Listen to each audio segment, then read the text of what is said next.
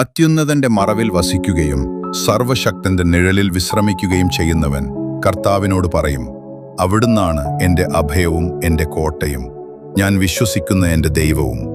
അവിടുന്ന് നിന്നെ വേട്ടക്കാരന്റെ കെണിയിൽ നിന്നും മാരകമായ പകർച്ചവ്യാധിയിൽ നിന്നും രക്ഷിക്കും.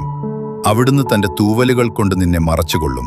അവിടുത്തെ ചിറകുകൾക്ക് കീഴിൽ നിനക്ക് അഭയം ലഭിക്കും. അവിടുത്തെ വിശ്വസ്തത നിനക്ക് പരിചയം കവചവുമായിരിക്കും. രാത്രിയിലെ ഭയത്തെയും പകൽ പറക്കുന്ന അസ്ത്രത്തെയും നീ ഭയപ്പെടേണ്ടതില്ല.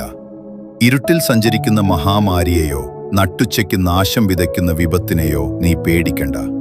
നിന്റെ പാർശ്വങ്ങളിൽ 1000 പേരും നിന്റെ വലതുവശത്ത് 10,000 പേരും വീണാലും അത് നിന്റെ അടുക്കലേക്ക് വരികയില്ല.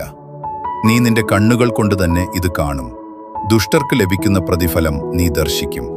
നീ കർത്താവിൽ അഭയം തേടി അത്യുന്നതനെ നിന്റെ സങ്കേതമാക്കി. അതുകൊണ്ട് നിനക്ക് ഒരു തിന്മയും സംഭവിക്കുകയില്ല, ഒരപകടവും നിന്റെ കൂടാരത്തിന് അടുക്കുകയില്ല. നിന്റെ വഴികളിലെല്ലാം നിന്നെ കാത്തുപാലിക്കാൻ അവിടുന്ന് തന്റെ ദൂതന്മാരോട് കൽപ്പിക്കും.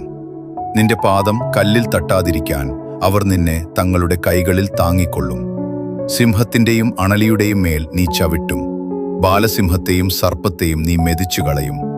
അവൻ എന്നോട് പറ്റിയിരിക്കുന്നതുകൊണ്ട് ഞാൻ അവനെ രക്ഷിക്കും. അവൻ എൻ്റെ നാമം അറിയുന്നതുകൊണ്ട് ഞാൻ അവനെ സംരക്ഷിക്കും. അവൻ എന്നെ വിളിച്ചപേക്ഷിക്കുമ്പോൾ ഞാൻ ഉത്തരമരുളും. അവൻ്റെ കഷ്ടതയിൽ ഞാൻ അവനോട് കൂടെയിരിക്കും. ഞാൻ അവനെ മോചിപ്പിക്കുകയും മഹത്വപ്പെടുത്തുകയും ചെയ്യും. ദീർഘായുസ് നൽകി ഞാൻ അവനെ തൃപ്തനാക്കും. എൻ്റെ രക്ഷ അവന് കാണിച്ചു കൊടുക്കുകയും ചെയ്യും. ഈ സങ്കീർത്തനം പ്രാർത്ഥനാപൂർവം ചൊല്ലുന്നത് മനസ്സിന് വലിയ ധൈര്യവും ആത്മവിശ്വാസവും